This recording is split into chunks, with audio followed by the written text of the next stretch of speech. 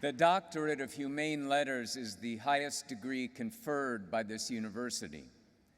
This year we are honoring an exceptional individual who has enriched our community, enriched the world of art and design, and enriched the world in which we live.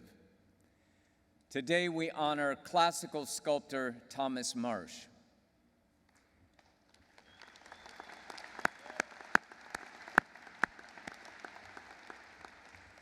Thomas's work can be found in collections across the United States and Europe. Noted public monuments created by Thomas include Mission San Juan Bautista's John the Baptist, the Santa Cruz Surfing Monument to honor surfing, and the Goddess of Democracy in San Francisco's Chinatown, as well as other public works too numerous to name. After earning his MFA in sculpture from California State University, Long Beach, Thomas followed in the footsteps of the masters, further mastering his craft by studying bronze casting at the Dionisi and Veschi foundries in Rome, Italy, then anatomy at the Medical College of Wisconsin. Thomas has taught figure sculpture and other fine art classes for the Academy of Art University since 1981. He has guest lectured at the University of San Francisco, at California State University, Long Beach, and at Industrial Light and Magic. Since 1989, inspired by the momentous events in Tiananmen Square, Thomas has devoted himself to work that shines a light on human rights and celebrates democracy, including the concept design and sculpture for the Victims of Communism Memorial in Washington, D.C.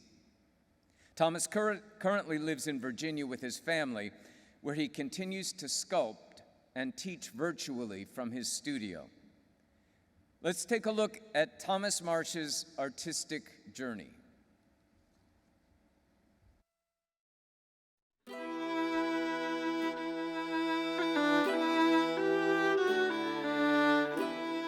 I fell in love with sculpture early, and since age 18, never considered doing anything else.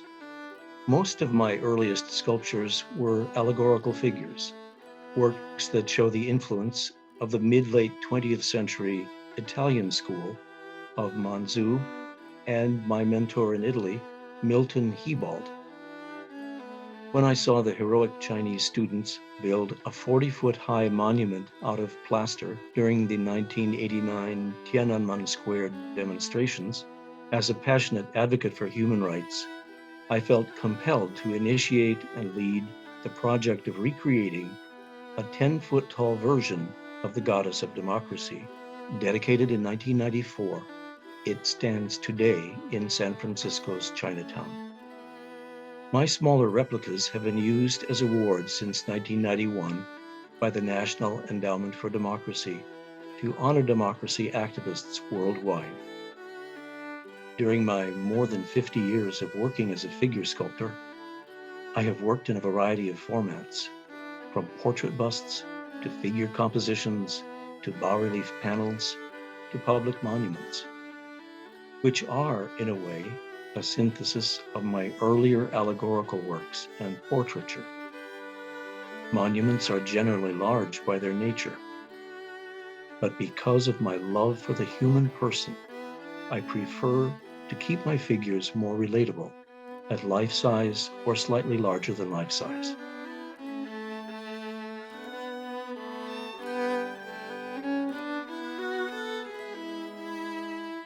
"30 years after this photograph was taken of a lone man facing down a line of tanks in Tiananmen Square, I was asked to create a statue of the tank man. Never having seen his face, it was an opportunity to create a symbolic three-dimensional rendering of courage. Portraiture is at the core of my work. As an outgrowth of my faith, my work has gradually shifted to a religious focus. The ancient yet contemporary art form of portraiture, at its best, focuses on the inherent worth of the person. and the sanctity of the human spirit.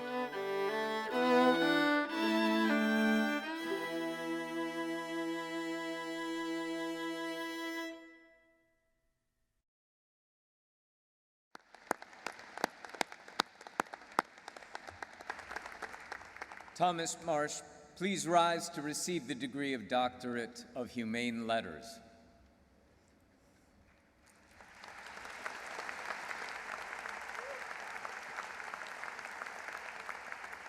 Thomas Marsh, we are profoundly moved by your contribution to the world of art and design. Mr. Marsh, by virtue of the authority granted by the charter to the Academy of Art University from the state of California and the powers vested in me by the governing board, I hereby confer upon you the degree of Doctor of Humane Letters with all the rights and privileges pertaining thereunto, and thank you for your contribution to the arts.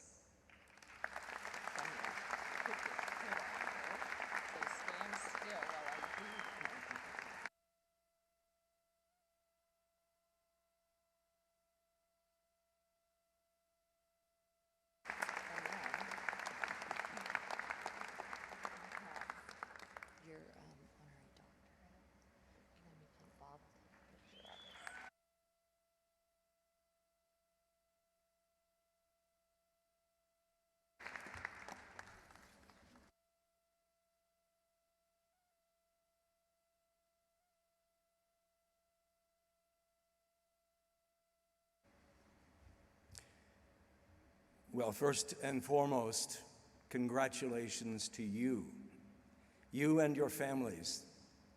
Well done.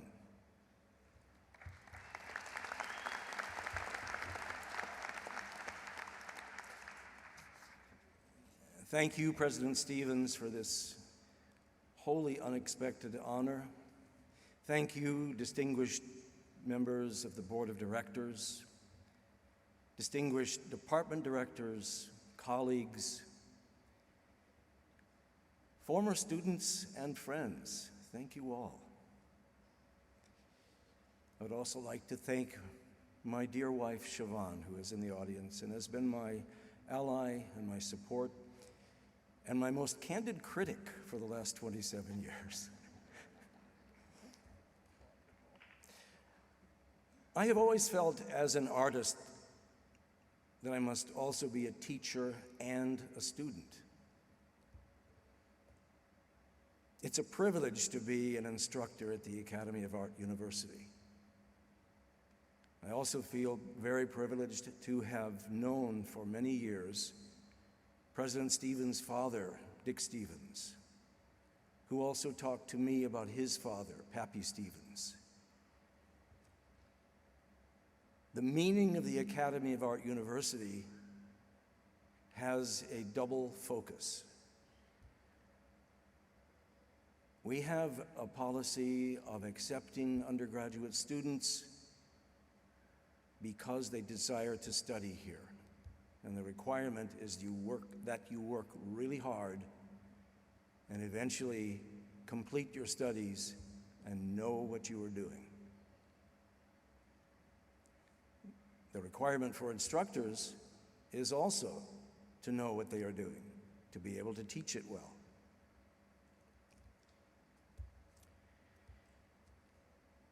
Having been an academy instructor, as you heard, for a long time,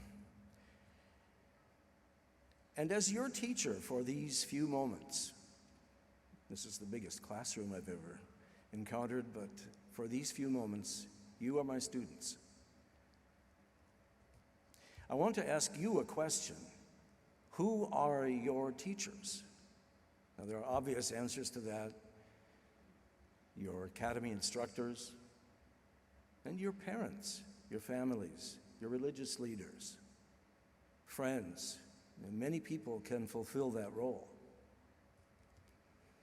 I'd like to ask you to focus on this question more from the idea that you can have teachers who are no longer living, a kind of artistic genealogy. You could ask yourself this question: who was your teacher's teacher? And what did you learn from that person? Or who was your teacher's teacher's teacher? My teacher's teacher's teacher was the great French sculptor Auguste Rodin. So in virtue of your being my students for this brief time today, you are now the artistic great-great-grandchildren of Auguste Rodin. That's your art genealogy.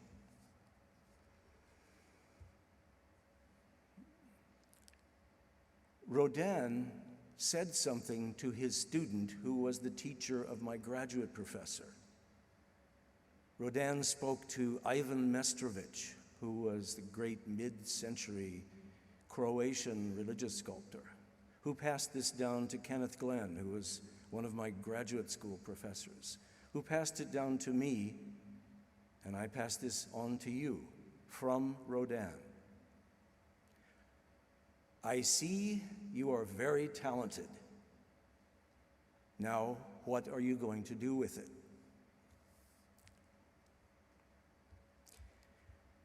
Naturally, this is easier said than done, and it takes years of hard work so that that idea can bear fruit.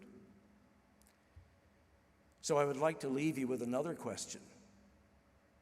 Who are your students? Because as an artist, you will necessarily inspire younger or less experienced artists in your work and with your words. Whether you know it or not, there are already those younger and less experienced artists who look up to you.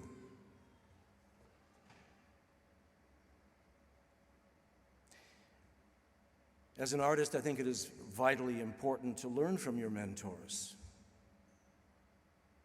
And then you will be ready to pass along, via your talent, what you have learned from them to those young artists who will be looking up to you.